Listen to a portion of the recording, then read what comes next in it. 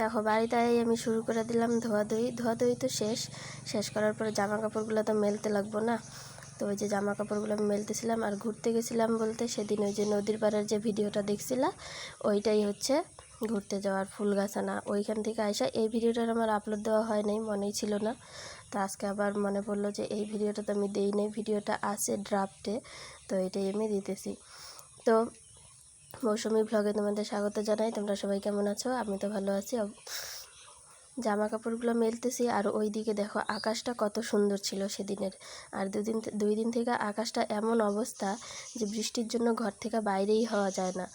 আর ওই দিনকার আকাশটা কত সুন্দর ছিল, একদম পরিষ্কার ঝকঝকা হাওয়া, মানে দিনটা খুব সুন্দর ছিল ওই দিন। তো এগুলো হচ্ছে আমার দাদার জামা কাপড়, দাদার দোকানে থাকে। ওর জামা কাপড়গুলো প্রত্যেক দিন ধুতে হয়, তাই প্রত্যেক দিনেরটা আমি ধুই না। প্রত্যেক দিন আমার একটু ঠান্ডার সমস্যা আছে, প্রত্যেক দিন ধুইলে আমার প্রচণ্ড ঠান্ডা লাগে, সেই জন্য 2-3 দিনটা একবারে জমায় তারপরে ধুই একবারে। তাহলে একবারে ঝামেলা শেষ, নাহলে প্রত্যেক দিন অল্প অল্প করে ধুইতে লাগে, অনেক জল ঘাটতে লাগে, ভাল লাগে না, আর প্রচণ্ড ঠান্ডা লাগে তারপরে। তো জামা কাপড়গুলো তো আমার মেলা শেষেই হয়ে গেল। জামা কাপড় মেলা শেষ, স্নান টান করা শেষ, তারপর দেখো খাইতে বসলাম।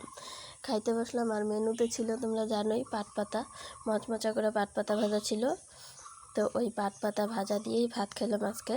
পাট পাতা ভাজাটা আমার সেই ভালো লাগে, এই মচমচা পাট পাতা ভাজার না টেস্টেই আলাদা, যেটা আমরা সবসময় খাই, সবসময় বলতে এই সময়টাতে খাই। তো খাওয়া দাওয়া শেষ, বিকালবেলা দেখো ঘরটা একটু পরিষ্কার করি, ঘরটা খুব নোংরা হয়ে আছে, পরিষ্কার না করলে হয় না। আর এই যে দেখো কংক্রিট ঢালানা, ওইটার মধ্যে এই সিলোটিপটা আটকায়া ছিল। আর এই যে ঝাড়ুটা দেখতেছো এটা কিন্তু ছোট ঝাড়ু, বড় ঝাড়ুটার এই কাইটা ছোট করা হয়েছে। আর এই আমগুলা রাখছি, এগুলা করা হবে চাটনি আম দিয়া। আমগুলো আনছি আমার এক কাকার বাড়ি থেকে, কাকাদের বাড়িতে এই আমগুলো অনেক হয়েছে, অনেক বড় বড়। তো এই 4টা আম আমি আনছি চাটনি খাওয়ার জন্য, সম্ভবত 2টা আম দিয়েই চাটনি খাইলে ফাটাফাটি হয়ে যাবে গা, 4টা আমের দরকার পড়বে না। তাও 4টা আম আনছি, 2টা আম দিয়ে চাটনি খেলে আর 2টা মাখা খাওয়া যাবে। তো এটা হচ্ছে ইনভার্টারের যে জল চৌকিটা, ওইটার নিচে এরকম ধুলা পড়ছে। আর কংক্রিটের ঘর, প্রচণ্ড ধুলা পড়ে, ভালো লাগে না, এত ধুলা হয় ঘরের মধ্যে। তো ওই কাজগুলো তো শেষ, তারপর আসলাম রাত্রে রুটি বানানো হয়েছিল, রুটি বানানোর পরে। আর এটা হচ্ছে চাটনি, আমের চাটনি, এটা আবার অন্য আমের চাটনি। ওই আমটা রাখা ছিল, ওই আমটা বিকালবেলা আনছি, আর এটা সকালবেলা রান্না ছিল, এইটা দিয়ে সকালবেলা চাটনি করা হয়েছে। আমের চাটনি দিয়ে রুটি, তোমরা কে কে ভালোবাসো? আমি তো খুব ভালোবাসি।